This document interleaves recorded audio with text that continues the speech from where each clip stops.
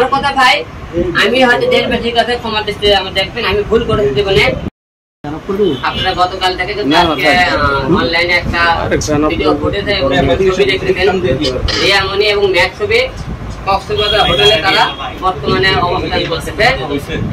কক্সবাজার থেকে কালকে রাত্রে আমাদের লোকজন বিভিন্ন সাংবাদিকরা ধরার চেষ্টা করলে ওখানে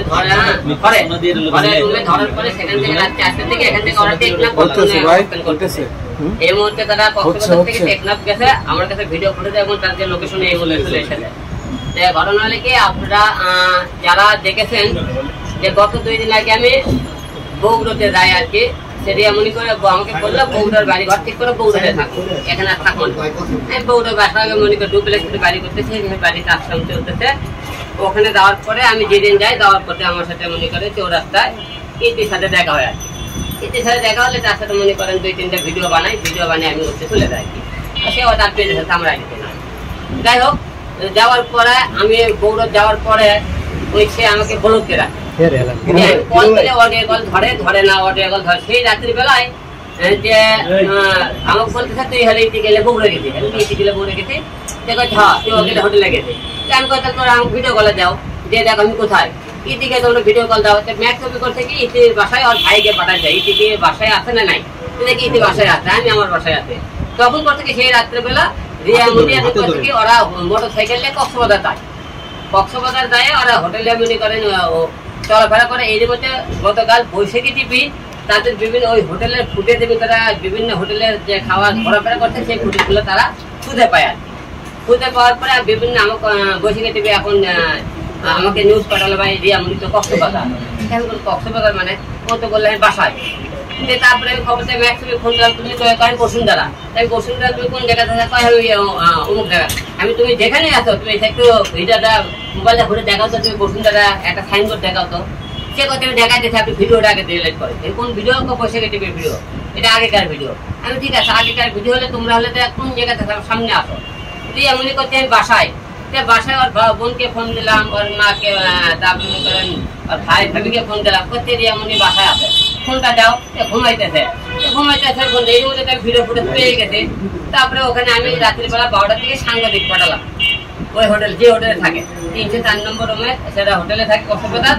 সেই হোটেলে আমরা লোক পাঠানোর পরে সাংবাদিকের দায় দেখে ওরা রুমে 2 জনে পাইছে, হোটেলের রুমে পাইছে। পাওয়ার পরে ভিডিও ফুটেজ নিয়ে আইছে। ওখান থেকে যখন মনে করেন আমি পরে বগুড়া সদর থানা মনে করেন মামলা করে, তারা নেবে মামলা করে সদর থানা থেকে তারা কক্সবাজার থানায় তারা কাগজ পাঠাচ্ছে ধরার জন্য। তারা মানে খবর পেয়ে রাত 4টার দিকে তারা ওখান থেকে আগে বের হয়ে যায়। যে আমার কথা ভাই, আমি হয়তো দেশ বেশির কাছে ক্ষমা দৃষ্টি আমার দেখবেন, আমি ভুল করেছি জীবনে। যে মানুষ ভুল করেছিল, বলেছিল যে আপনি কয়দিন মনে করি শারীরিক সম্পর্ক হতে পরে কি অবস্থান তাকে ধরেছিলাম, ধরার পরে সে একবার ক্ষমা চাইছিলেন, ক্ষমা চেয়ে আবার নতুনকে তাকে নিয়ে সংসার করার চিন্তা ভাবনা করেছিলাম, সংসার করতেছিলাম। এর মধ্যে সে মনে করেন আমাকে বলে সংসার রুমে এদিকে চলে সে ম্যাক ছবির সাথে সম্পর্ক রাখতে রানি, আমি জানতে চাইলাম না। সে মূলত আমার সাথে এসেছিল, সে মনে করেন সে মামলাটা উঠানোর জন্য, এবং সে মনে করেন সে হোটেলে ছিল। তা মনে করেন ওখান থেকে অন্তরঙ্গ কিছু ভিডিও ফুটেজ এবং অডিও আছে যে তাদেরকে আমাকে সময় দাও, কাছে আসো, তাকে ভালো লাগছে দেখতে, সে করতে কথা কেউ, এগুলো অডিও ভিডিও আপনার কাছে আমার থেকে নিয়ে দেন আপনারা, তার কি করেছিল আর কি। ঠিক আছে, তারপরে আমাকে বলেছে যে আমি তোকে আজকে ডিভোর্স দিয়ে ম্যাক ছবিকে বিয়ে করবো। স্যার আজকে আমাকে সেই ডিভোর্স দিয়ে ম্যাক ছবিকে বিয়ে করার কথা, সে ডিভোর্স কখন দিবে না দেশে দিকে আমি তাও জানি না, দিয়ে সে মনে করেন বিয়ে করার কথা, বিয়ে মনে করেন তারা করবে এই কথা বলেছে।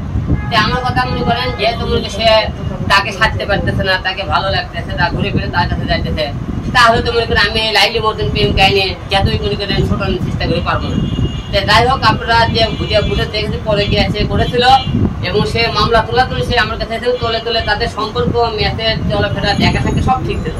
সে তার মেয়ের মাথায় সে কোরআন শক্তি বলেছিল তোমার সাথে যত ক্যাসাল বন্ধ গেল আমি কোনোদিন আমি হলো যে তার সাথে দেখা করবো না এবং শারীরিক মিলেমিশা করবো না। সেম কাজটা সে আবারও করেছে, আপনারা সবাই দেখেছেন, ভিডিও করে সহকারে দেখেছেন।